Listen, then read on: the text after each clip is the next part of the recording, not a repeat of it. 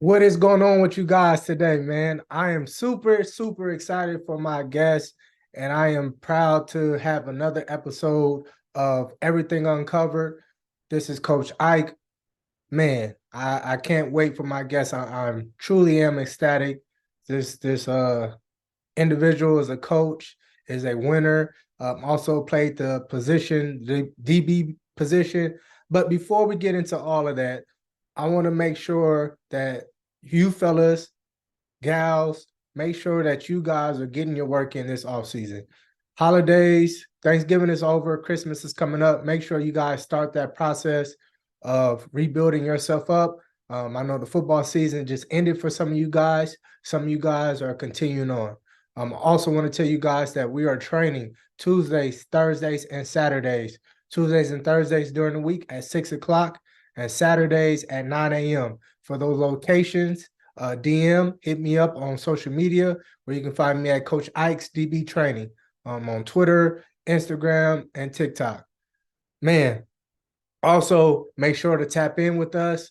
Um, we have DB memberships where we break down drills, we break down film, all these things that you learn at a high IQ and develop yourself on and off the field. So I cover all those things. Once again, let me bring unto you my guest. I had the fortunate of meeting him.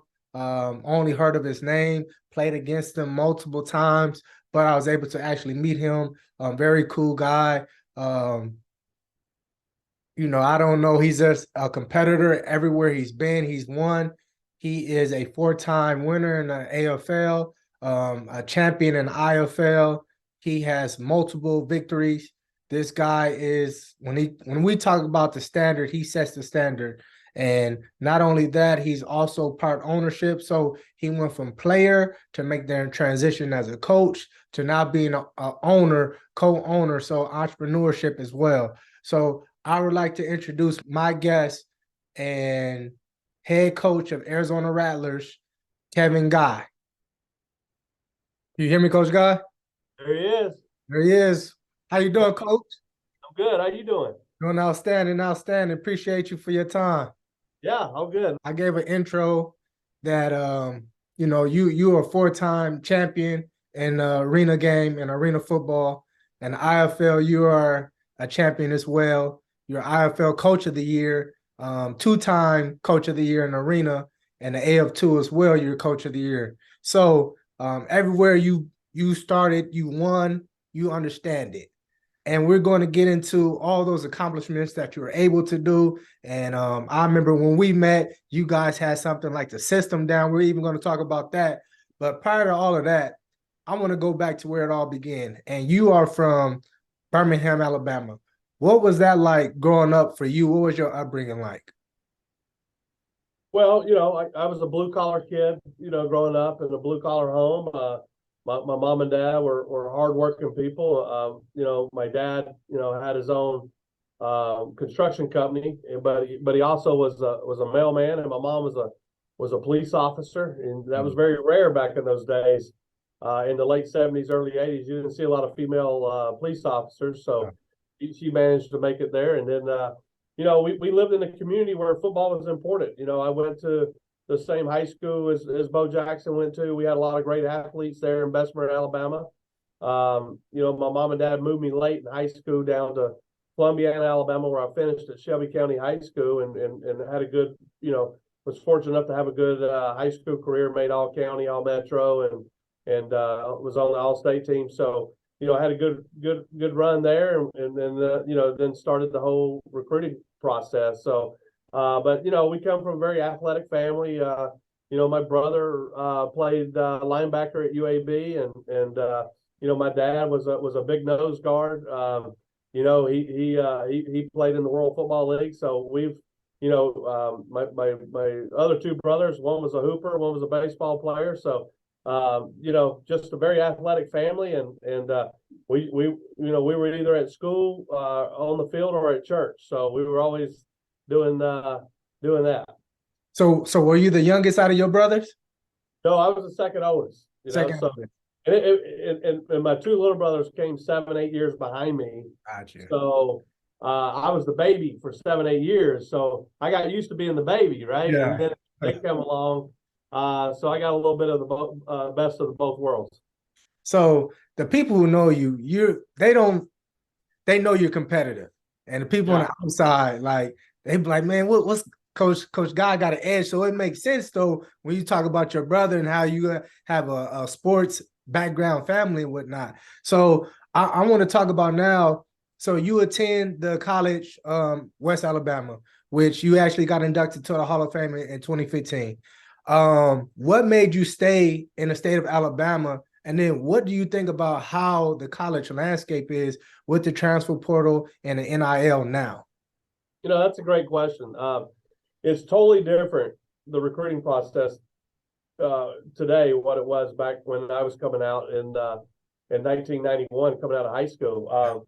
You know what? I got recruited by Alabama. I got recruited by Auburn, Mississippi State, UT Chattanooga, Sanford, Troy, Jacksonville State, and but really I was going to those big schools, and as athletic as my family was, no one was there to really talk us through the process. And I've learned through the years is there's a lot of families that don't understand the process, and you got to get educated on that. And I was just really paying attention to Alabama, Auburn, and the Mississippi State trip. Mm-hmm. That's where my head was at. Every young man wants to go to the highest level they can go. And the mistake I made, I wasn't paying attention a lot. Back then, they were 1AA schools, but FCS schools were interested in me, and I just wasn't paying them much attention because I had my mindset on playing at bigger schools. And then as I started to drop late in the recruiting process, everybody wanted me because I was fast. A lot of people don't know that I've been clocked as high as 4.37 in the 40. So Okay. so I was a state finalist in 100 meters and also made the state track team, right? So Mm-hmm. so everybody wanted me because of my speed, but back then the nutrition, the lifting the weights, everything was not where it is today, right? And I only weighed about 160, 65 pounds coming out of high school. So I just wasn't built to go to those Division I schools at that point. Now, once I got to West Alabama came in and offered me a full ride, which is rare in Division II. And, I was able to go play at West Alabama. But once I got in that weight program, I jumped up to 100, 190, 95 pounds. And, the easiest way to explain it is I felt like I was a high school quarterback. I've also played defensive back in high school and done well on both sides of the ball. But when I went to college, you're going to specialize in a position, right? And I was probably a Division II quarterback. I was probably a Division II, maybe an FCS receiver. But when I switched to defensive back, I felt like I could play with anybody in the country just with my speed and my size and my strength, and I was able to have a good career, and actually a lot of people don't know this. I signed with the Birmingham Barracudas, a Canadian football team out of college, and all those American teams folded, and before we even had a chance to play, I went down to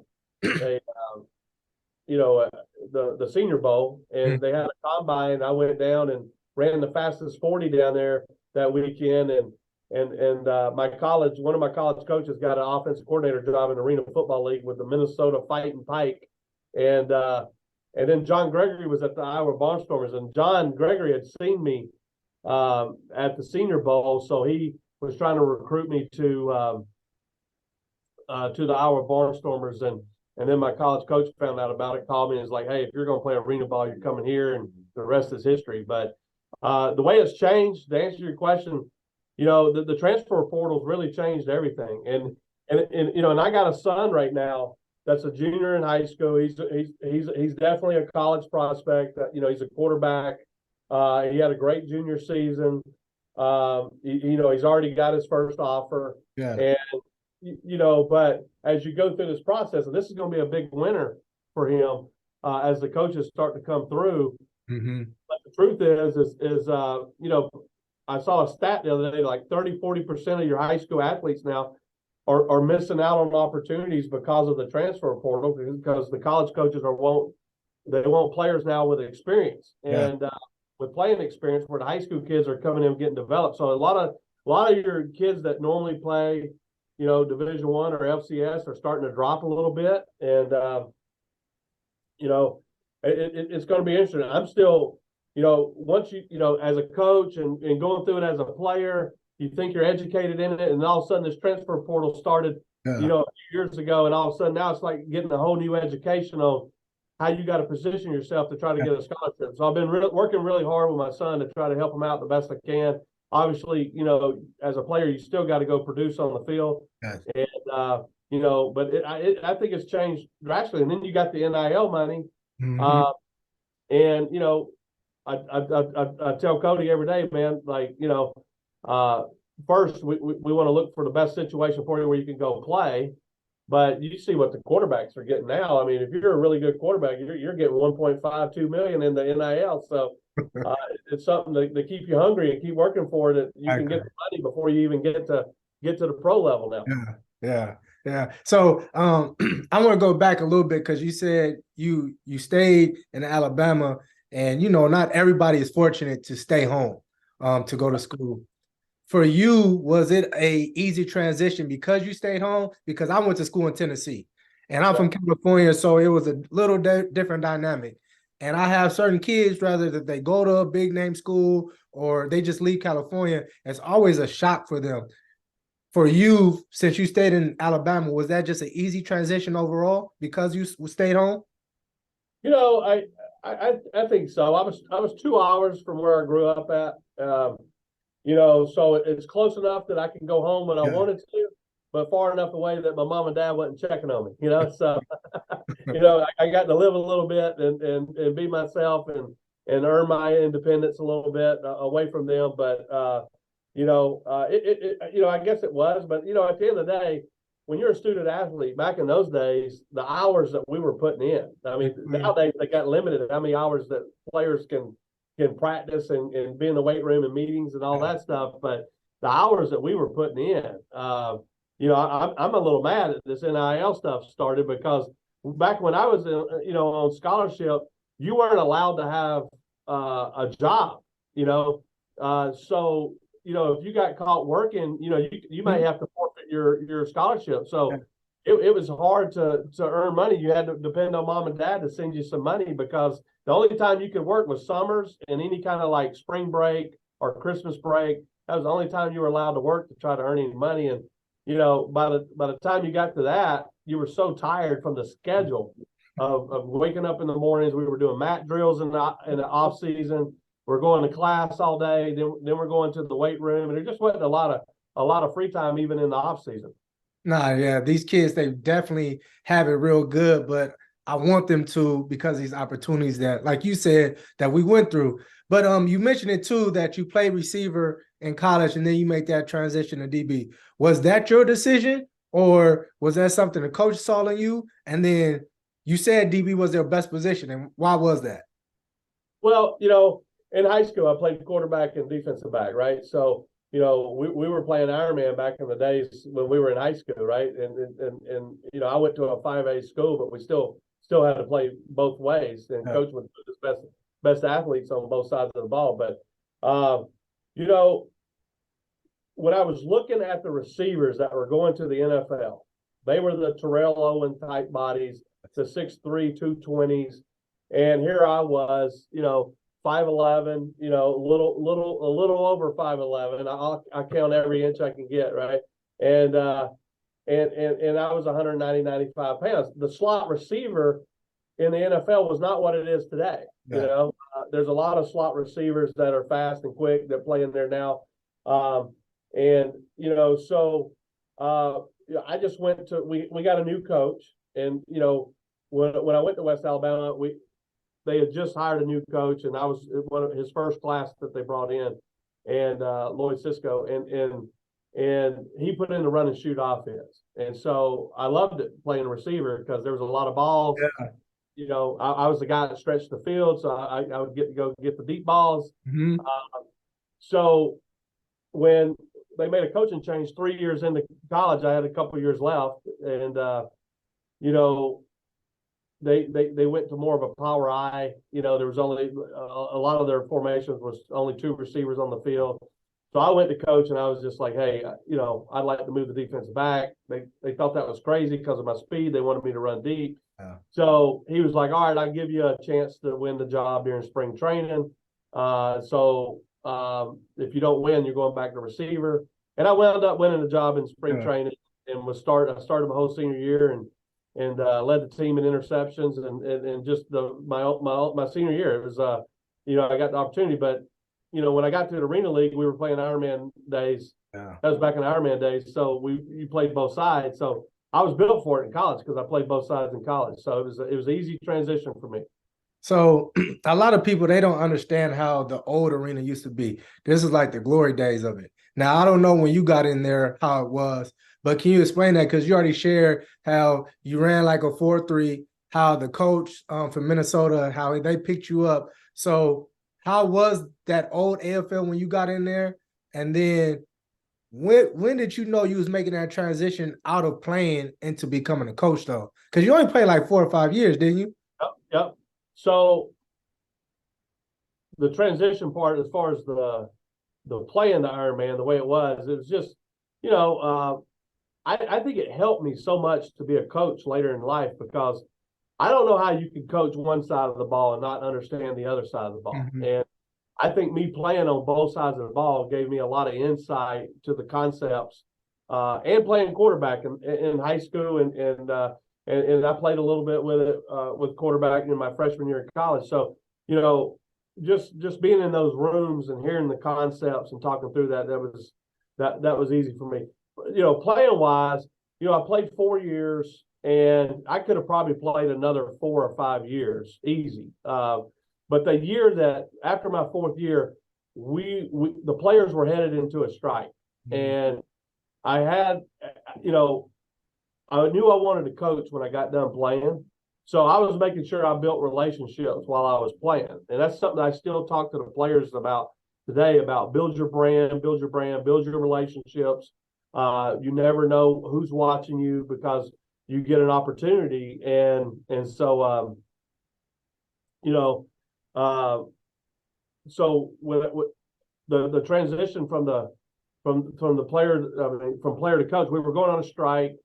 And I just thought that if I just went ahead and took one of those coaching opportunities, I was going to get paid. I was in my late 20s, right? And I was like, hey, I want to make sure I'm getting paid here. And I don't want to be sitting at home waiting on owners and in the union to figure out what the strike is, right? And nobody's getting paid. So I was like, I'll just take 1 year off. I'll coach 1 year and I'll jump back in once everything gets settled.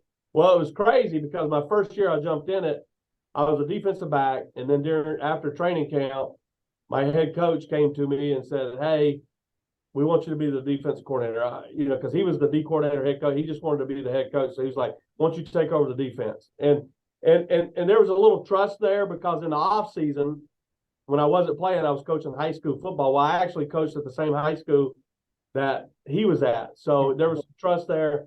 He elevated me to D coordinator. And then with 4 games to go in my first year coaching, they fired him. The only person that the owner knew on staff, because he made a lot of changes, was me, because I played for that organization years before. So they made me the interim head coach. Was I ready? No, hell no, I was not ready. You're never ready. But my dad always taught me, like, man, don't turn down an opportunity. You get an opportunity, you just jump in and jump in the fire and go try to make it work. And that's what I did. So I took the opportunity, and then my coaching career just took off, and had a lot of success early in my career, and so I just decided, you know what, if I'm not going to make it to the NFL, right, I might as well go ahead and get my career started, and that was the decision I made, and I never looked back. No, and like you said, probably one of the best decisions you made because you've been all over as far as Florida. You went to Tennessee. Rio Grande Valley. Where was that at, Coach? McAllen, Texas. In Texas? Okay. and then you end up being down in San Jose. But prior to all of this, though, all of these stops, you were very successful. Like you had winning records at each of these stops. Now, they may not lead to championships, but as far as record wise, you were doing your thing. How were you able to build so much success? Like you said, at first you wasn't ready, but then obviously something clicked for you. Yeah, so I got a lot of experience. You know, one of the best things I thought the Arena League did back in that day was when they created the Arena Football 2. And it was a great opportunity for guys like myself that were coordinators in the AFL. I was the interim head coach in the AFL, and it was an opportunity for me to go down and get some head coaching experience, right? And so I got to come into my own a little bit there. And my first job was in Huntsville, Alabama. The team was called Tennessee Valley Vipers. Yep. And what I did was I just took a pen and here's Huntsville on the map, and I just drew a 3 hour radius around. So, you know, and that included Memphis, Nashville, Atlanta, Birmingham, okay, and Mississippi.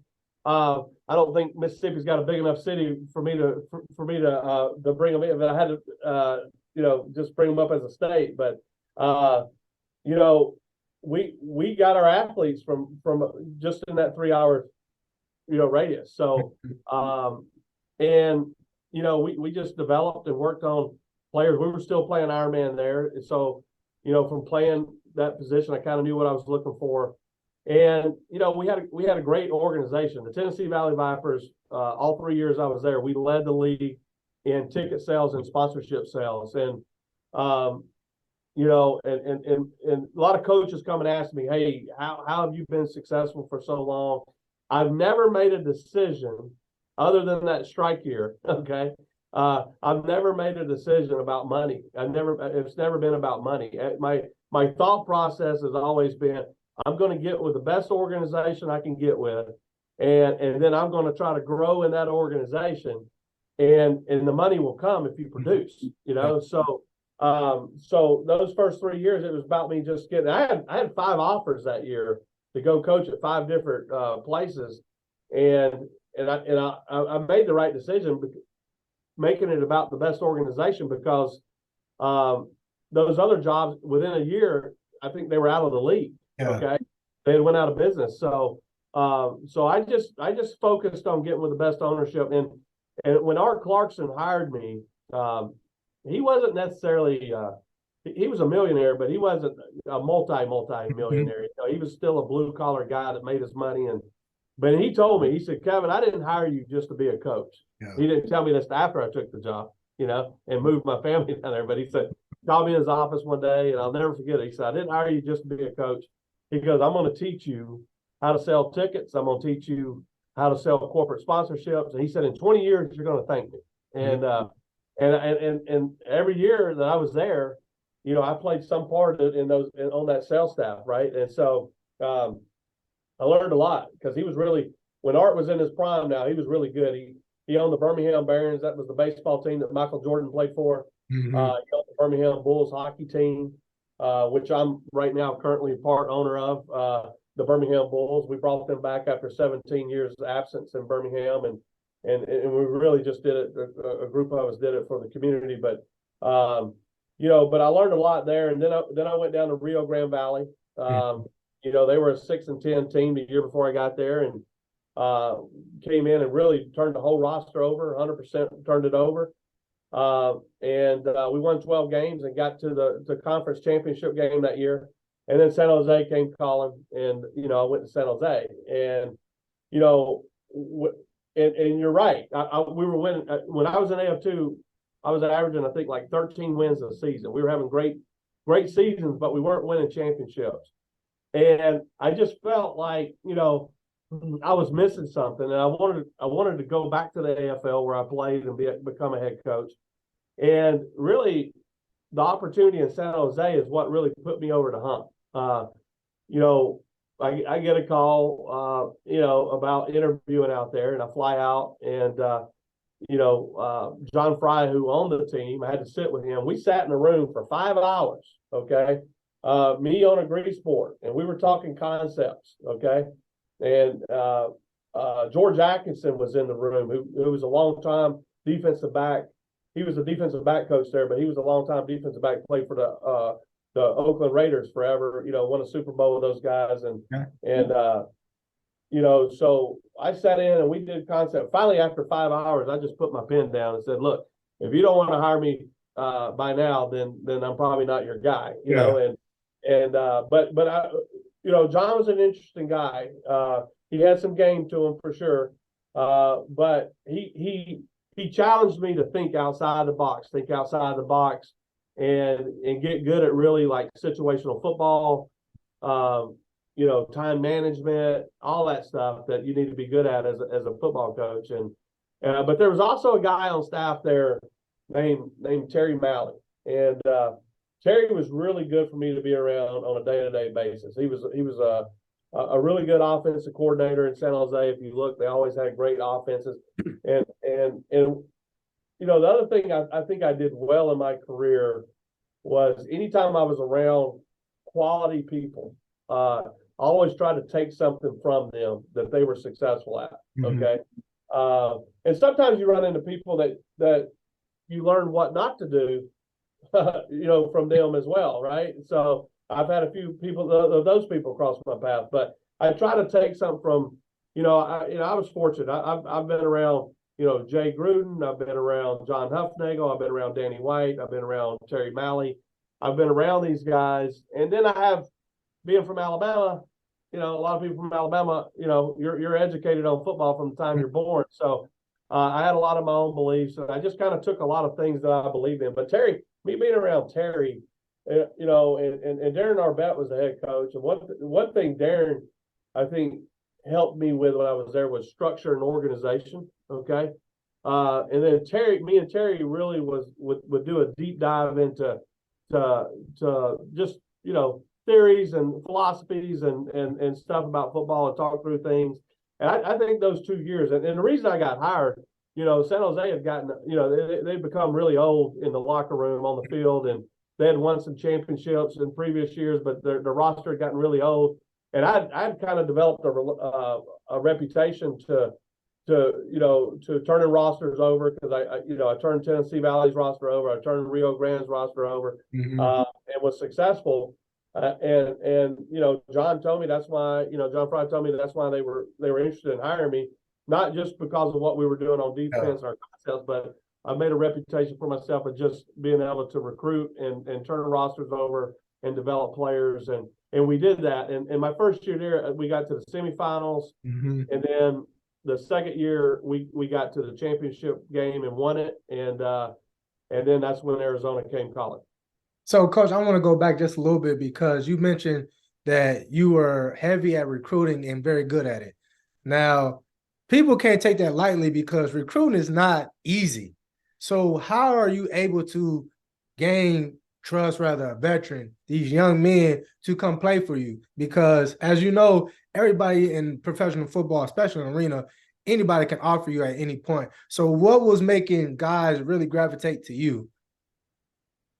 Well, I don't know if it was me or more of, hey, here's what we're selling, right? We're selling this opportunity, right? And to me, it was about, I thought about what it was like for me when I played. What was my goal? I was trying to get to the highest level and try to make the most money that I can. Well, when I took the job in Arizona, we had a salary cap that we had to fit everybody's salary into, right? And so and then it's changed through the years. Then we went to a standard pay. I mean, there's so many different ways that we went through this, but long story short, we just sold the opportunity, right? And then once you start having success, moving players up and helping them get opportunities, obviously they got to do it on the field, but once you start helping those young men get the next opportunity. I mean, but since I've been the head coach at Arizona, we've had 54 players sign NFL contracts. Okay. We've probably had that or double that sign Canadian, XFL, USFL, and what other in any other ABC league that popped up for a year or two before they went out of business. So, it's a short career for the players. And I hate calling it a career because I try to tell my players all the time, this is not a career. This is an opportunity. Okay. It's an opportunity. You're coming in, your career is only, the average player is only going to play 2.7 to 3 years after college anyway. Okay. So, it's your opportunity to come, try to build your brand on this platform and where that takes you and build relationships. And so the guys that listen, that get it, it usually works out for them, and then you got guys that they just, they're worried about living that athlete's life and they want to run the roads after practice and those guys just don't last very long. It catches up to them at some point. Yeah. So because I have an encounter with you as a player and you as a coach, and one thing I truly appreciate from you was the transparency. Like you kept it, regardless if it was something a player want to hear or not, you kept it real. And I always can respect you for that. Another thing is what you said is you have to build your own brand. And a lot of guys, we don't understand that because we think, like you said, football's going to last forever. It's going to be a career. So it was jewels you was giving to the players then, but for certain guys, they didn't understand it until we already done playing. So I appreciate those two things that you shared. I also want to go back because you talked about from you winning the AFL too, and then getting to San Jose, and you still having success. You said you was able to get over the hump that second year in San Jose and then go to Arizona. What was that feeling though when you finally won that first championship for you? Well, I mean, obviously, it was great. I think the thing that flipped for me was our philosophy. When I was playing, we were playing in that Southern division. I finished with Orlando Predators, Orlando and Tampa. They were going Nashville. They were going to the championship games every year, and everybody was buying into this 8-possession game. We're going to slow everything down. We're going to play bend but don't break defense and let the pass rush the passer. And then when I went to San Jose, that's what I was talking about. Terry Malley had a different philosophy.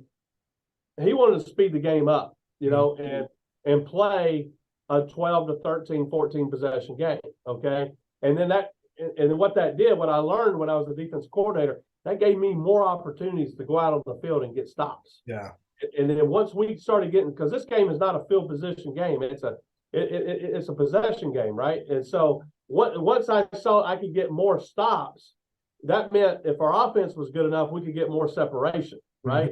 And then you start dominating people, and I love dominating people. Okay, that's just in my DNA. And if we're going to beat you, I want to beat you bad, So because I want them walking off that field saying, "Hey, I don't want to see these guys again," right? And now it's all psychological, and because you're prepping your team for the playoffs every year, and so so I bought into that. I bought into that, putting the foot on the gas pedal. Let's go get into a track meet. Now, listen, we built our team to play whatever, because the counter to that, some coach is going to come in and say, "Hey, we're going to try to slow these guys, slow the game down. Let's play a 7-8 possession game." Well, we're built to do both. We can do both. Okay. So it doesn't matter which way they want to play. But I just always bought into, hey, let's put the foot on the gas pedal because they're not used to scoring this many points. And eventually those offenses break down themselves. Right. So, so that's, and there's a lot more to it. I'm obviously not going to tell every coach out there what our ins and outs are here, but certainly that's a little bit of an overview of kind of what I bought into. So you get hired after that San Jose, go to Arizona. And like you said, Arizona at this point, they have a winter tradition. They won championships. What was it though overall? Was this like, how did you know like this is where I'm gonna be? Because you haven't left. You've been there ever since. Did you know for a fact like this is where I'm staying until I can't do this anymore? Did you just know that off the rip? Well, again, as I said earlier, it's about trying to get with the right ownership. And when I took the Arizona job, they were going through a transition. They had Jerry Colangelo as an owner for so many years, and that brought the Phoenix Suns to Phoenix, and he brought the Arizona Rattlers to Phoenix, and he won a championship also as an owner of the Diamondbacks and of MLB baseball. And so, you know, Jerry sold the team in 04, and they had just let go. Was it 04? Yeah, it was 04. They just let go of Danny White as the head coach. And man, they were successful for many years. They only won two championships during that time. And I shouldn't say only, because it's hard to win one, okay, but they won two. And you know, and then for the next few years, you know, there was one year they went like 500, and I think they had a couple losing seasons in there, and they kind of fell on bad times. And ownership had changed.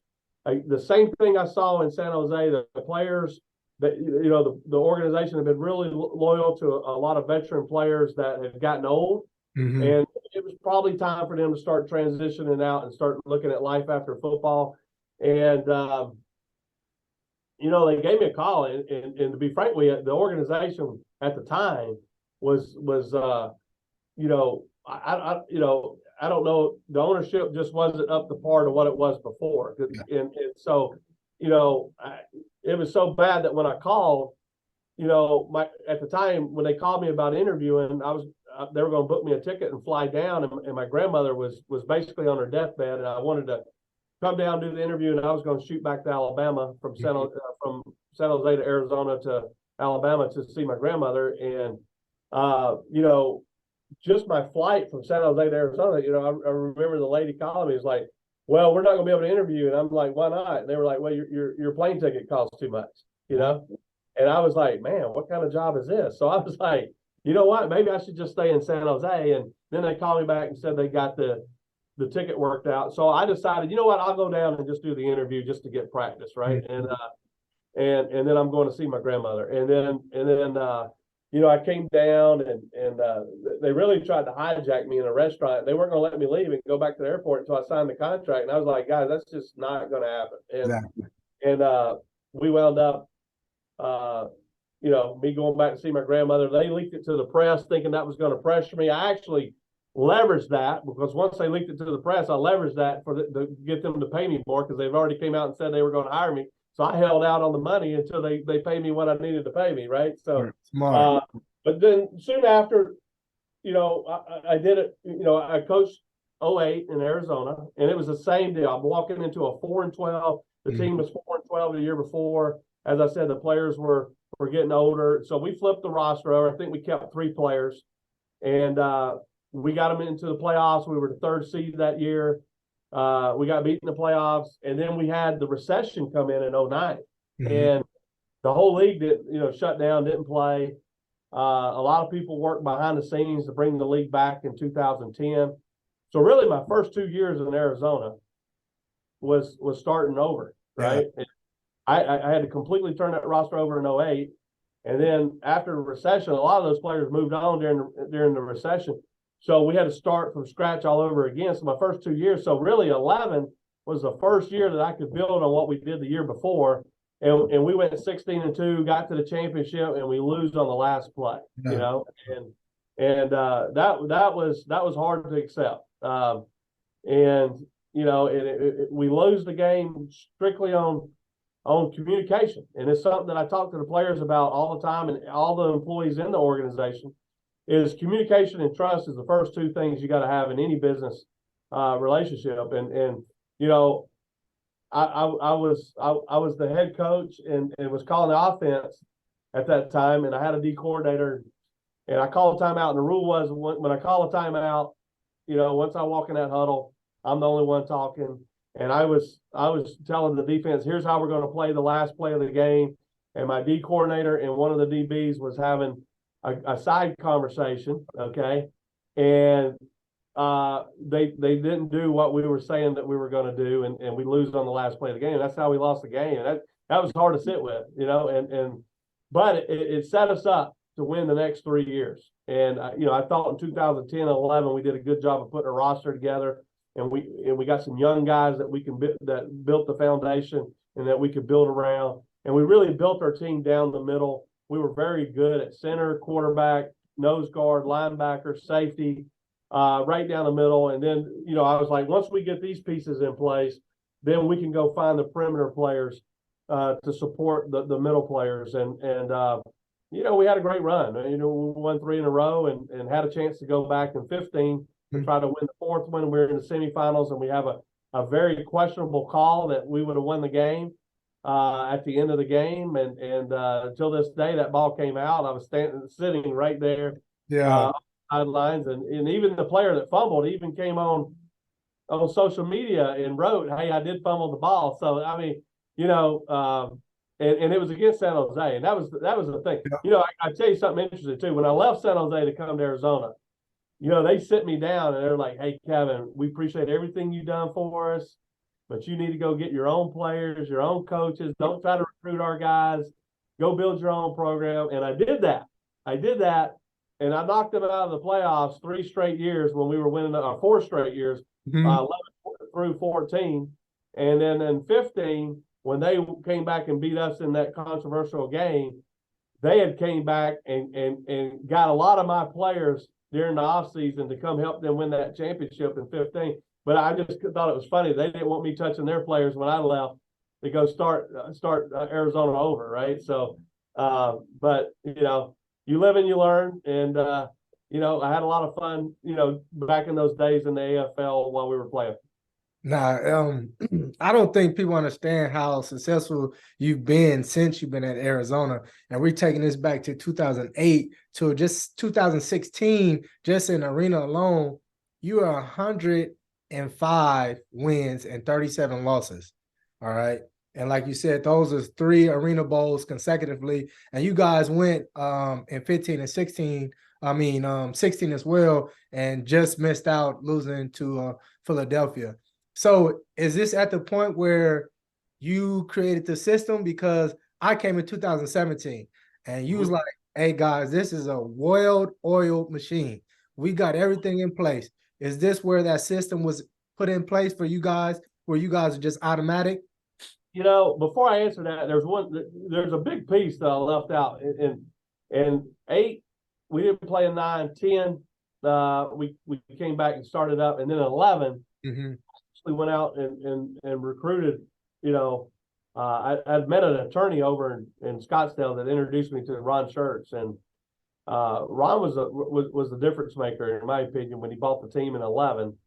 Me and him flew to Vegas and spent a couple days. Yeah. I didn't know if he was going to keep me or not, and a lot of times when owners buy things, they want to bring their own people in, but I had an attorney introduced me and Ron, and we built a relationship from there and had a great weekend and enjoyed each other's company and liked each other, and at that time he just wanted me to coach, and I didn't have to worry about anything on the business side, and I was like, well, great, man, let's go win about 10 of these things, right? And we did.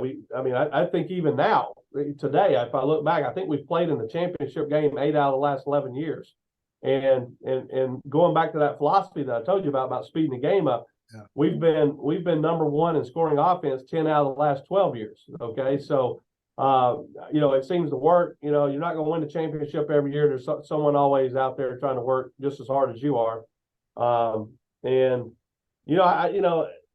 A lot of times it's like, man, I don't think everybody understands how much work it goes into this just to get to the playoffs, number one, much less trying to win the whole thing. So but yeah, we got to 16 that last year, and we had gotten old. Now the table had turned, and all those years that I had that young foundation from 10 through 16, my players were starting to get old, and we tried to transition some of those guys with some younger players throughout the year, and it worked. We got back to the championship game, but we had such a bad start to that championship game.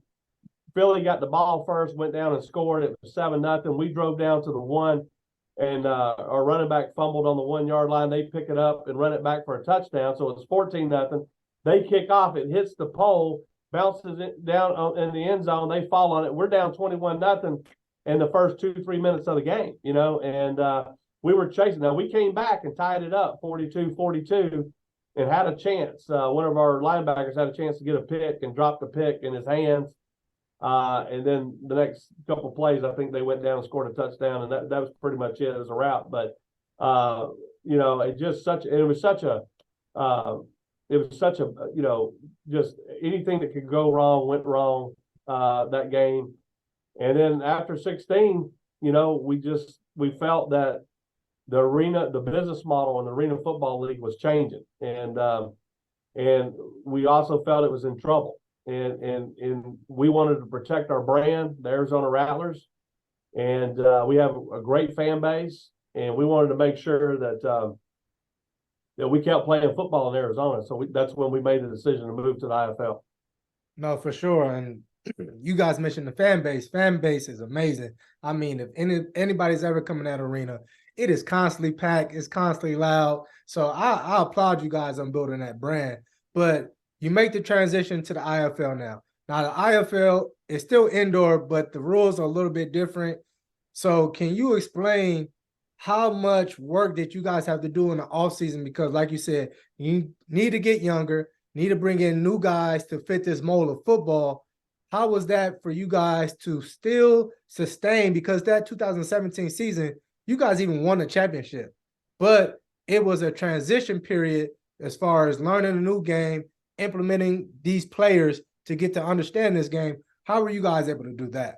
It was the hardest off season I think I ever went through. Ron tried to promote me on the business side during this transition, and I told him, I said, no, I said, we need to keep everything in place. I had paid attention to Spokane and tried to make the same transition a year or two before. They didn't keep their name of their team, the Spokane Shock. Their fan base, I didn't think they presented it and sold it the right way to their fan base. I can't remember how good they were on the field that year, but there's just a lot of things that went wrong for them. So I just told Ryan, I said, no, let's not make any changes. Let me focus on the football part. We need to win coming out the gate. The business side would take care of itself. I did go around to all the partners and made sure I explained to them what we were doing so we didn't lose anybody. Mm-hmm. I think Ron put out a video to the season ticket holders and kind of explained the move. But when I looked at the league, the first thing that jumped out to me was the schemes. Okay. And I knew there was going to be a lot of different schemes, but Sioux Falls Storm had won like 6 championships in a row. Mm-hmm. So I was like, well, and jumping back to when I took the Arizona job from San Jose, I started building Arizona to beat San Jose. That's how I said, if we're going to win a championship, we got to beat San Jose. If we can beat San Jose, we should be able to beat everybody else, right? And so the same thing happened when we went to IFL. I had that experience before, so I was like, I started watching film every day. Me and the coaches, we watched film every day. Sioux Falls film, and when the schedule came out, and there were some conditions when they accepted us into the IFL. One of them was we had to go to 0 on the roster. That means we couldn't bring any Arizona Rattlers with us from the AFL. We had to rebuild that thing from scratch. Well, that was my background. I mean, they really did us a favor because that's what I had built a reputation on, was rebuilding rosters, right? So we went to work, and Jeff Jernigan, who worked with me in San Jose, I had brought him down to the staff, and me and Jeff really got in here and worked hard watching film. Connie Kauai was working for me at the time. He was here every day. And we were just really studying film. And we watched Sioux Falls. And we watched Sioux Falls so much because they had won the championship 6 years in a row. Mm-hmm. We were like, we got to beat this team to get to where we want to go. Let's build our team to beat this guy. Well, then the league came out with a schedule, and who they give us first to play? Sioux Falls, right? Because the administration in the league office, they wanted to put a little feather in their hat that, hey, we got this AFL team coming, and we're the IFL. We're going to beat them first game of the season, and I mean, they didn't publicly say that, but I know that's what was being said behind the scenes, right? And so, but we weren't the same AFL team. We went to 0. Remember, our roster had to go to 0. We couldn't bring anybody. So we had 17 rookies on that team, and we went and played Sioux Falls, and it was a back and forth game. We were figuring out, every league has their nuances, right? And so whether you're in Canada, the NFL, IFL, Arena, every league has their nuances. So the way you win is you learn those nuances, and we were figuring out that first game, our adjustments, you know, and that was the thing that we needed to kind of go through the fire to learn. And we wound up, you know, Sioux Falls scores late in the game and takes the lead and wins, and they win the first game. And then I think we came home and lost our home opener, and we were 0-2, and we lost that one in a very close game. But our guys were fighting, and I knew, I was like, hey, we got the talent. Now we just got to keep coaching these guys up. We got to get better as coaches because we're learning all the new nuances of this league. And we were 0-2. I think we were 1-3 at one time, and then eventually we got to 4-4. And then we didn't lose another game. We got hot, and we went on a run, and we built a physical brand of football. And if there was one thing that jumped out at me when I watched tape, was there was a lot of defensive backs in the league that didn't want to tackle, because what was different about the AFL and IFL is you got them 220-pound tailbacks coming downhill at you, and you got to come up and tackle them. And you know, obviously you saw a lot of guys taking some plays off and not putting their bodies on the line. So, but also, you know, the personnel was different too, right? In the Arena League, I was looking for cover guys.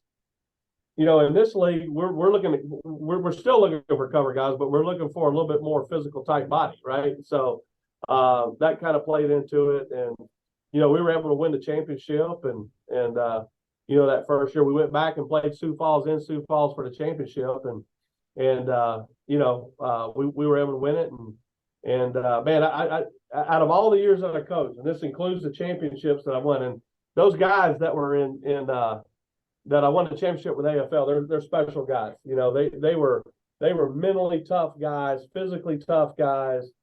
But I if I had to say which year did I enjoy the most, it was that 2017 when we started from scratch and we built it from nothing, and we had to learn everything new. You know, we enjoyed that night after we won the championship. I know the coaches, we were very excited. I couldn't believe that we won the championship in our first year, but it was exciting times. No, I remember watching that. I said, man, they done came first year and won it out. I said, I'm happy for them guys. And then when I was there, because I was in their training camp, I saw you was bringing other coaches around, and you was talking about, you know, hey guys, I got something going on to the next, you know, next level. 2018, it said that you and your wife are co-owners of an IFL team, franchise team. How did that come about? Well, we didn't start that team until 19, but the work started in 18, right? And so for preparing for it, and you know, that was one of the things I love working about Ron's shirts, is he wants everybody that works for him to succeed too. And when we were winning those championships, he just kept saying, Kevin, you got to build your brand, build your brand. Well, the IFL was growing too, you know, and I think we were down after, I can't remember what year, I think it was 18. It was 18. We went down from 10 to 6 teams. And, you know, the league was in, the future of the league was in jeopardy for sure. And so I started thinking, hey, how can we build this league? You know, the Rattlers helped build this league, and we just left the AFL for the same reason, right? And you know, I just went in and negotiated with the partners, and I was like, you know, guys, Phoenix was the only team in the West. Everybody was in the Midwest, and I just, you know, I went to the partners, the owners in the league, and I just said, guys, I feel like if we can put a team in Tucson, it's going to open up the West. Other markets will want to come in, and you know, I negotiated with them. Obviously, Ron was on me about building my brand, so I was like, hey, this can help me personally, my family. This could help the league grow, and it also would support the Arizona Rattlers because it would cut down on their travel. That was another concern. One of the major expenses you have in these leagues is one of them's travel, the other one's workers' comp. But you know, so it would help with travel. So it certainly helped the Rattlers out too. So it was kind of a win all the way around. And the next thing you know, here comes San Diego, here comes Vegas, here comes Northern Arizona, here comes Albuquerque, Bay Area. Boom, the West took off, and here we are today. So that, you know, and I liked, you know, the goal was, you know, when Ron was saying build your brand, you know, I used my name, the success I've had on the field, and in the league to get the Tucson team off. But my wife was the perfect face for Tucson. Tucson is 46% Hispanic. You're 45 minutes from the border, and she was a female owner. We didn't have too many of those in the league. She was Hispanic. She was ex-military. It was perfect for her, and I certainly helped get it up off the ground, and helped do a lot of negotiating with the city. And Tucson wanted it. They really didn't have a lot of entertainment going on in that town in the spring, summer months, because once Arizona basketball was over, there's really nothing going on until Arizona football started back up, right? So we were in a perfect, it was a college town. It was a perfect time for entertainment, and they've done well. I mean, they went to the playoffs every year but one, and it's a young franchise. They're still trying to build. I still help out with sales just because of relationships, and you meet a lot of corporations in the state that they're in both markets. So I might be selling them a partnership with Arizona Rattlers, but then I find out they got a separate budget that's for Southern Arizona and Tucson. So sometimes I just go in and do a sale for both, and it just made sense. And really, I think it's made the Arizona Rattlers stronger as well. Not just from a travel standpoint, but just internally, we've been able to make it work and kind of model what we're doing in Phoenix down in Tucson. I think your story is very interesting and amazing, Coach, because you explained you went from player, went to coach, to part owner and business, basically, essentially. And it's not too many people, football players, who can make the transition from player to coach anyways and have success. But you have had success essentially in 3 parts of this game. What is some advice that you can give a coach or a player who wants to get into coaching or even get into a GM role or an ownership role? What advice could you share? Well, I think the biggest thing is everyone has to understand that your player career is your playing career, and your coaching career is your coaching career. Is separate. And it goes back to what I said earlier in the conversation about get with the best organization. It's about building relationships, okay, and it's about having a work ethic. I see a lot of players that don't make it when they make that transition because they still want to try to keep that same player's schedule, right? When practice is over, I'm going home. Well, no, we got another 5-6 hours that we're going to put in here to get ready for the game, and a lot of players think when practice is over, hey, I'm out of here, right? And when they transition to coach, they think it's going to be the same schedule, and then they realize, oh my God, I'm up here working 9-10 hour days, and and then all of a sudden that's not a fit for them, and quite frankly, it's why this organization has always been dominant, is because I feel like we outwork the other organizations. Now, I'm not saying that there's not organizations out there that doesn't work, okay, but there's some out there that they're not putting the work in, and it shows up at the most important times. Mm-hmm. And I wanted to ask a question as well, because I saw that the IFL actually had a partnership with the XFL.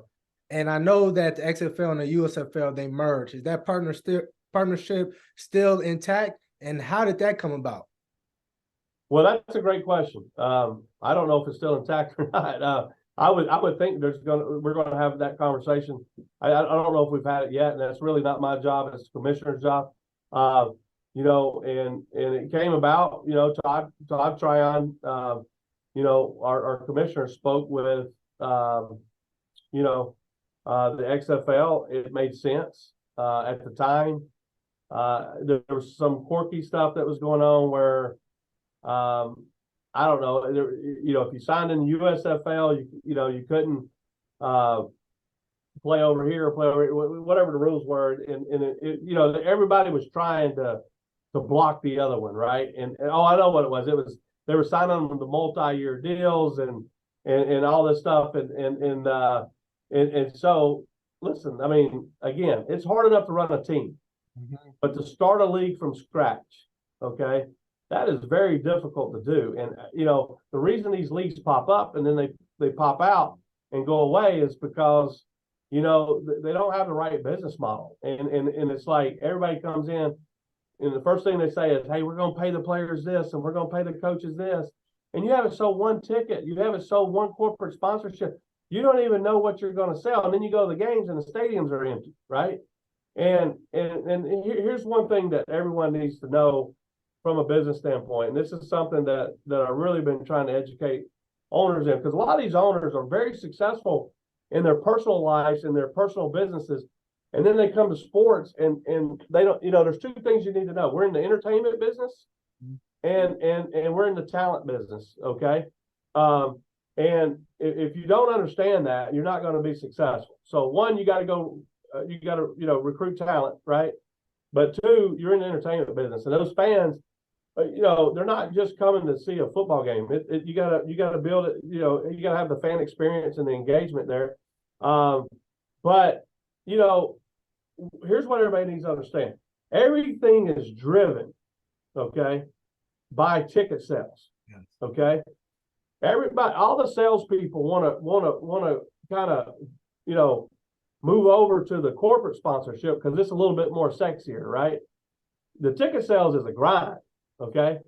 And it's important that your ticket sales, that you're on top of your ticket sales, because it makes everything else go up. If your ticket sales is up, your corporate sponsorships are going to go up because they want what? They want eyes on the product, right? And they want ROI. Your merchandise goes up.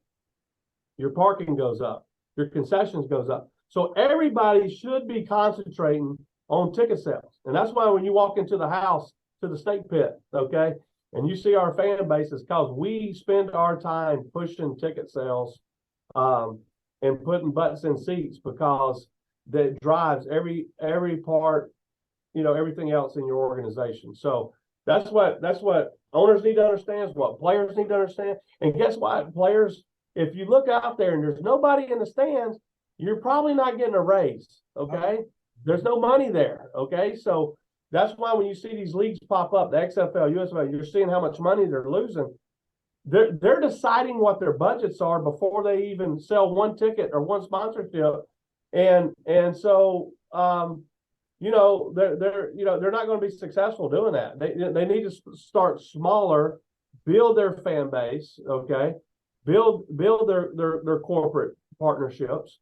And then it will be there at some point. But I mean, you go back, if you just look at the history of the NFL when it started, look at how many struggles teams going in and out of the business, you know, because you know, the business model wasn't right, and they were focusing on the wrong thing. So you can learn from history just like anything else, right? So you got to pay attention to who came before you and learn what they did well and learn what didn't work. You know, and it's not rocket science. It's just that, you know, you got to be careful with these people that come in with all these new ideas. You know, the word new does not mean better. Okay. So, you know, they're excited.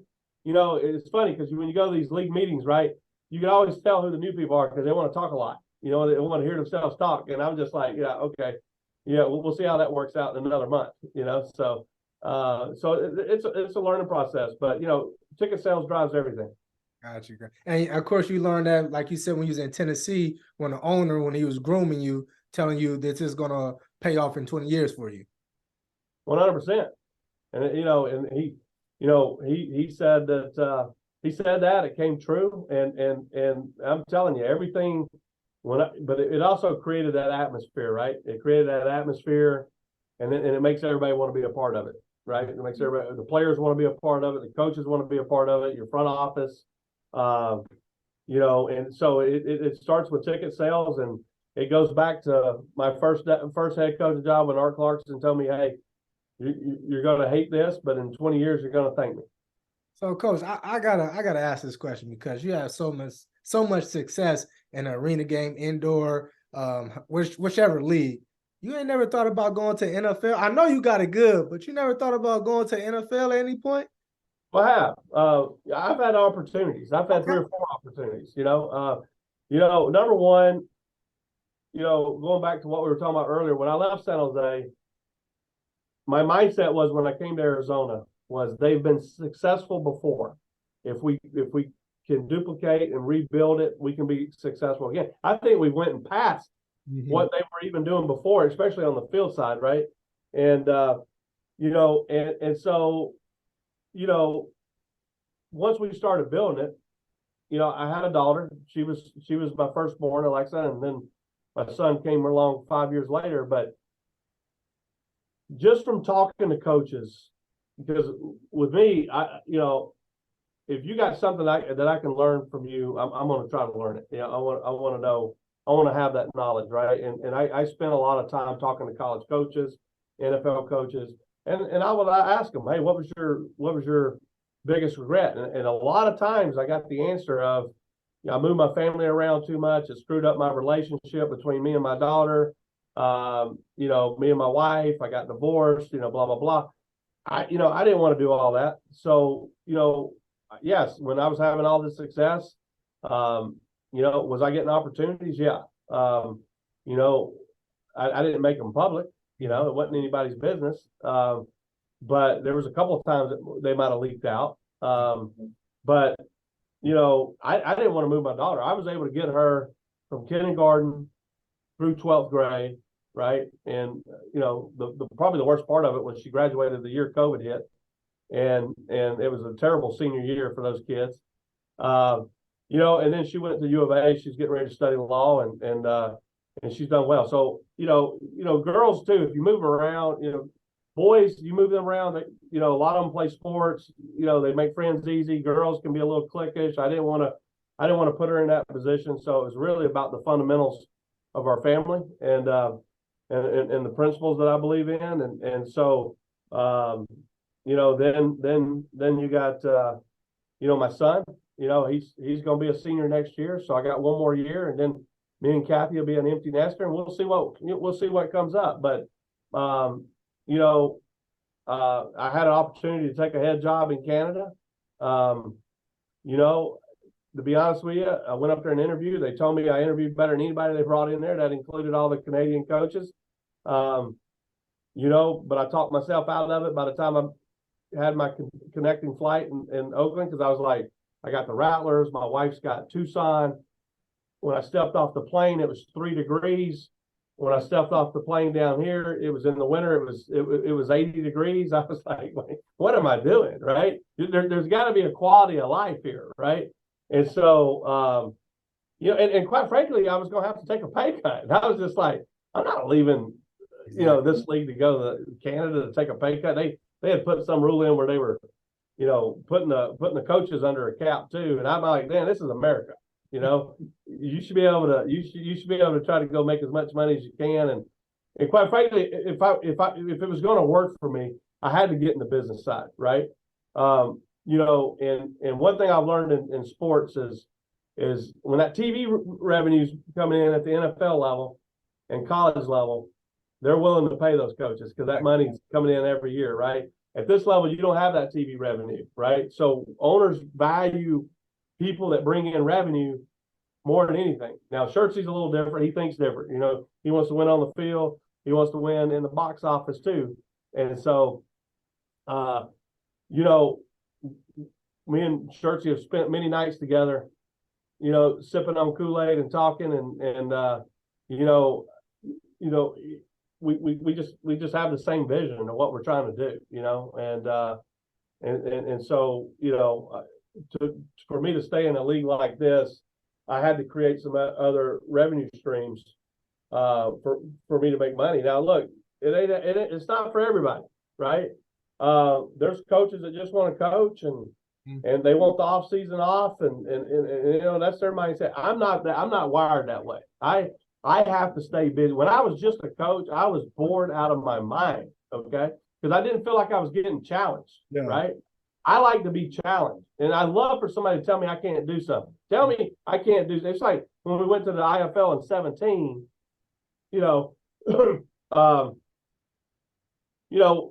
The challenge that we had of saying going to zero. They just didn't know my personality. They didn't know what they were doing. They lit a fire under me when they said all that. I was sitting over there laughing, like, all right, I'm just going to outwork you, okay? And you go back in like 19, we went undefeated that year.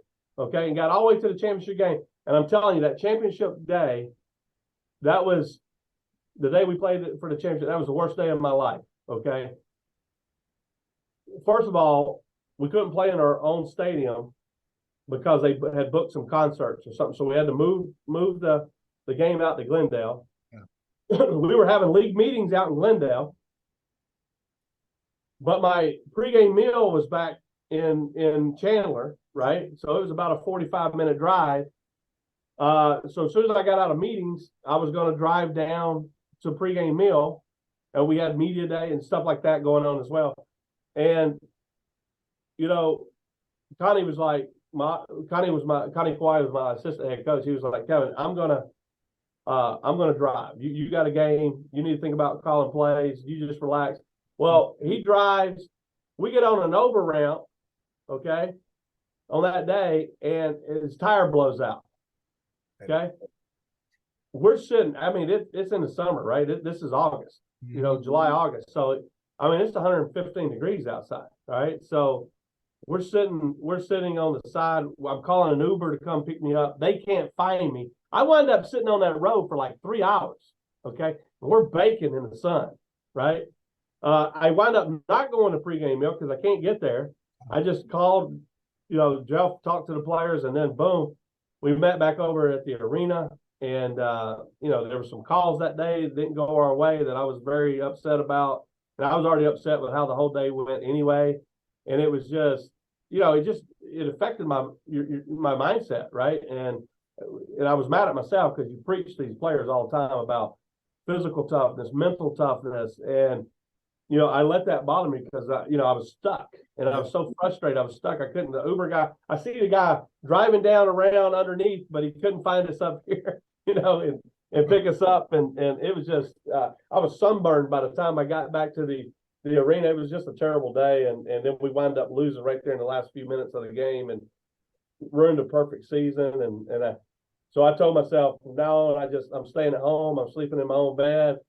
Because of the league meetings and the media day and the banquet, we were all staying at the hotel, and I was just like, you know what, I don't care about any of that stuff. We get back to a championship game, I'm sleeping in my own bed unless it's out of town. Nah, I think that's very important, like routine, especially with us athletes. But man, Coach, I got 2 more questions for you, and I can get you out of here. Yeah. But of course, because I talk to mainly DBs and whatnot, and I know you played the position and you recruit that position. What do you look for? And I know the game changes for you depending on what you're looking for in what league, but what do you look for in a DB just all the time, just offer it? Sure.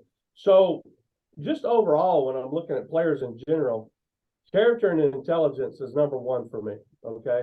I do this. I want to have fun doing it. I'm not coming to work dealing with knuckleheads, and I think some of the biggest issues that coaches have sometimes is when I watch other coaches is they're trying to adapt to the players' personalities, right? And I'm like, that's not how it works here. You're going to adapt to me. I can't adapt to 30 different people. You need to adapt to my personality, and here's how we're going to do things. But character and intelligence is number 1 because I want to have a good working relationship with the player, right? And I want it to be fun. And I don't know, these last few years, these players keep telling me that I've gotten soft, that I'm not as hard as I used to be. But I don't know about that. I just think I've gotten a little wiser about when it's time to push buttons and when it's not, right? So, but when it comes to a defensive back, I mean, first of all, with any position, they got to have the size and the speed and the athletic ability to play the position, right? And so, but for DBs, my secret's always been, first of all, I look for guys that can play man to man. Okay. I feel like I can teach you how to play zone. Zone, you're just playing an area. That's easy. Okay. People get mad when I say this, but I'm like, I can find a cover 2 corner down here at the local dollar store. Okay. But to find a man-to-man guy, that's tough. And then you got to work on technique and footwork and playing square. But the big thing for me, this game is not, this is kind of part of my overall philosophy, and I'm getting older now. So tomorrow's my birthday on the 6th, and I'm turning 51, but I'm going to, I don't know how many more years I'm going to coach, but I want to try to give as much knowledge to the young coaches as I can, and pass on what the game's done for me over the years. But I look for defensive backs that have a history of making interceptions. Okay, to me, those guys, when they have a knack of getting their hands on ball, because this is what is this game about? It's not a field position game; it's a possession game, right? So we want stops, we want turnovers, right? So you're not going to hide in this game with that vertical motion. You're going to get beat. So I look for defensive backs that have a knack for getting their hands on balls, and then I worry about coaching up footwork and eye discipline and playing square and lateral movement and all that other stuff. But you've heard that movie that came out, Moneyball, about baseball with the analytics. Well, I call it Bama ball. I was like, I'm looking for these defensive backs that have a knack for getting interceptions, because those are the analytics that we have in this game, right? And and then the other thing too is I've never bought into the measurable thing. Okay, you have these coaches, man. I want this 6'1", 190-pound, 200-pound defensive back, and I'm like, well, okay, but what if they can't play? Exactly. All right. I always look at the mindset of the player. What kind of heart do they have? Are they hungry?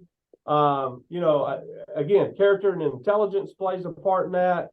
And and people ask me, hey, well, how do you know how smart they are? Because there's people that are book smart, but they can't learn football. Exactly. Okay. And then there's people that aren't very book smart, and man, they got a high football IQ, right? And so I put players on the board. I make them teach it to me, because I tell them all the time, if you can't teach it, you don't know it. Okay.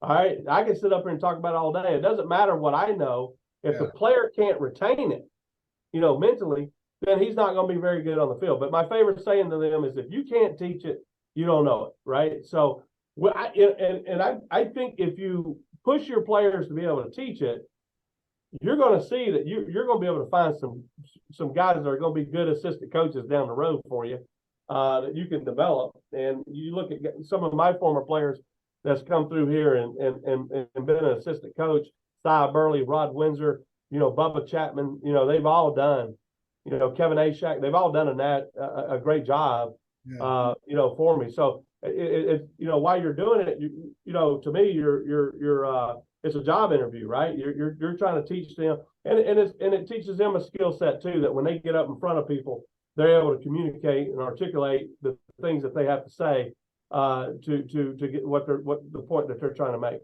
Oh, for sure. And I remember this saying that you said that stuck with me. Somebody said something. He was like, "Oh, I like that. That's mine." And I was like, "What you mean?" He was like, "When you hear something," he said, "it's not. You said it's not until you understand it that it's truly yours, though." He was like, "It's mine now." He's like, "I ain't giving you credit no more for it." He's like, "That's mine." So I think I know what you're talking about. So one of the things that I tell people, and all employees in this organization, is sell me, don't tell me, right? So if you sell me on something, okay, then I'll buy it. If you come in here and tell me something, then I'm usually going to sit here and say no. You know what I mean? But if you come in here, if I don't buy into it, then you did a bad job of selling. But if I buy into it, it becomes my idea, right? All right, it's my idea now, and now I'm going to use it. So yeah, it's old technique: sell me, don't tell me. And this is my last question. Who would you consider your nemesis that you played against, whether as a player or coach, rather as an AFL, IFL? Who would you say that nemesis is? Well, all of them. They're all. I want to beat them all. I do. Every year I sit and I wait. And I can't wait for the schedule to come out, because I can't wait to see who I'm going against, because I want to just beat their ass all over the field. And we always talk about dominance here. And building a team that nobody wants to play against. But when I look at the coaches, the ones that really keep me up at night is, I've always felt, and I don't want to sound arrogant, but I like sounding confident. But one of the things I feel like I've always been really good at was clock management. Okay, and situational football, knowing how to play the situations in those last 1 minutes of the halves and into the games. I've always felt like I've always had an edge there. I can tell you this. I could tell you who I thought was just as good, okay, at it. Probably in the AFL, I think Clint Dozell was a pretty good clock management situational football coach, okay. In the IFL, it was hands down Curtis Riggs. The first few times I played against him, I knew I was like, man, this guy understands situations. He knows how to play them. He was going to match us. And it's really chess, man. You're playing chess, not checkers, right? So, but I thought, San Jose as an organization, they were good at it. Your coordinators were on the field, so both coordinators, offense and defense coordinator, had to be good at the situations, and so, but I would say Clint, and I might be leaving somebody out. Les Moss has been good at it, but then I'm just telling you, a lot of those wins, when you're talking about a lot of those wins that we've had through the years, go back and look at some of those games and look where we got separation from 1 minute to halftime, and then coming out of halftime, we might have flipped the score 14, 21 points, and boom, we exploded and got separation just in those 1 minute situations. So, and listen, we teach that here. We don't just talk about it. We drill it. We go through it in practice. You probably remember at the end of practice, I always had a different situation every day. And the reason I did it at practice, at the end of practice, is I wanted the players hot. I wanted them tired. That's when you have to think.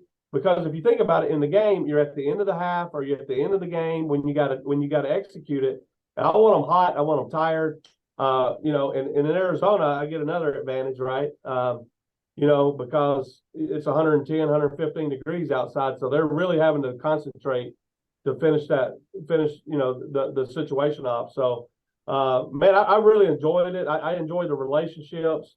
I love to see my players go on and be successful. I like seeing my coaches go on and be successful, and I hope, I have people call me all the time that want a reference. One of my players has put me down as a reference for the job, and I tell them when they call me, I say, look, if you can work for the Arizona Rattlers, you can work for anybody in America, because when you come through this building, we punch the clock. Yeah. And I'm a pusher. My trainer tells me all the time, he goes, Kevin, you're a pusher. You're going to squeeze every ounce of juice out of them. And I do. And to be frank, I've even said some years, you know what? We might have not have won the championship this year because I probably pushed them a little too hard. I probably tired them out by the time the season was at the end. So I as I've gotten older, I pay attention to that, because it's just boom, boom, boom. So I tell them, hey, when you're on your own time, you're a grown man. We're not playing cops and robbers. I'm not running around trying to figure out what you're doing all the time. But if it makes it to my desk, I'm going to make a decision. And, on the field, when we come in here, we're going to punch the clock. And I don't care if it's the weight room, the training room, if it's in meetings, you should be giving as much energy to that as you do on the practice field or on the game field, right? So, I tell players all the time, when you watch the tape, it doesn't matter if you win or lose. You should watch it the same every week and make your corrections and be hard. You got to be true to yourself. So I just hope that I don't have all the answers. This is a sport that you continue to learn, and you see what's going on in college football. And listen, you have to in this league, you have to pay attention to what's going on in college football, because that's who we're recruiting, right? So as it changes, this is something back in my arena days, the coaches would get upset with me every year in league meetings, because I was like, we got to change our rules. We got to start, the outdoor game is going to a more athletic quarterback. Arena football has been a pocket quarterback for years. You don't see offenses in the outdoor game anymore. It's got those pocket quarterbacks. I mean, they're getting harder and harder to recruit. We got to change the rule. We got to evolve with the game. And, nobody likes change. A lot of coaches especially don't like change because they got their routines, right? And so, so they'd always be like, yeah, Kevin's always trying to change the game. No, I'm trying to keep up with what's going on, that we're recruiting these players. So when they come in here, it's an easy fit and we can continue to evolve this game and grow it. And I think you have to think that way, because if you just stay the same, you're going to become stale, and nobody wants to become stale. So every year I enjoy when we talk about new rules, what rules we want to change and things like. I love those conversations because it's a chance to evolve your game and continue to grow, and then on the flip side of that coin, you got to think that way on the business side as well, right? You got to give your fans new experiences. They want to come to the game and have fun and fan engagement and fan entertainment. So halftime shows, all that stuff. The dance team, our dance team is great, in both markets here at the Rattlers and in Tucson. Both dance directors do a great job. So you got to think about all that stuff because it's all about game day. And I'm going to go back to that first owner that I worked for, Art Clarkson. He told me, he said, Kevin, he said, we may have to beat our heads against the wall to make it work during the week, but on game day, he said, we're going to look like $1 million, and it's all about game day presentation, right? And so, and it's so true. And I love it because you all the interaction you have with different people, you meet so many different people and faces, and you try to figure a way out for everybody to come together and do it together as a team. And I love that part of it. Man, Coach Guy, I think, man, having this interview, because I knew you already, but just understanding your brilliance, not just as a coach, but as business, like innovator, you see things changing. And a lot of people, they may be able to see it. They don't know how to articulate it, nor are they able to demand. Like once you're around Coach Guy, certain aura about you. Like you demand a certain way. And I'm going to bring this back up about a nemesis, because I had another coach who's in the IFL now, and he played in the AFL as well. And he said he was your nemesis. Like that was you and him got something going back to back. He's my former Rob Keefe. Oh, Rob's done a good job. I got a lot of respect for Rob. Yeah. I don't know if we got anything going. I mean, maybe in his mind, not my mind. Yeah, I don't go to bed thinking about Rob Keefe. So, listen, I respect him. He's a good football coach. He's had success like anybody else. But when we prepare for a game here, we prepare the same way every week. It doesn't matter who we're playing, right? And we're looking to expose whatever weaknesses they have or take away whatever their strengths are. Rob, he's a high energy guy. He reminds me a lot. He's younger than me. He reminds me a lot when I was young. And then as I got older, and hopefully you get a little wiser as you get older. I remember, saying to myself, man, I don't have to do all this yelling and screaming. I just got to mean what I say and follow through with what I say, right?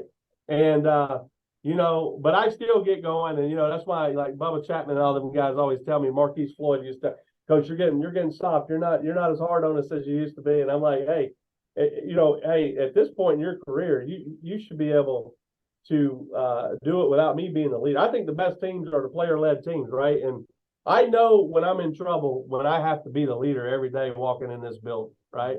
And I'm by nature, I'm the leader anyway, being the president and head coach. But if it's not a player-led locker room, I know I'm in trouble, because I know I'm fixing to have to put a lot of energy into making sure that mindsets are right, and the people are going to go out there and play and play at their highest level. And it's about production. And that's one thing I always tell the players, guys, is like it's about production.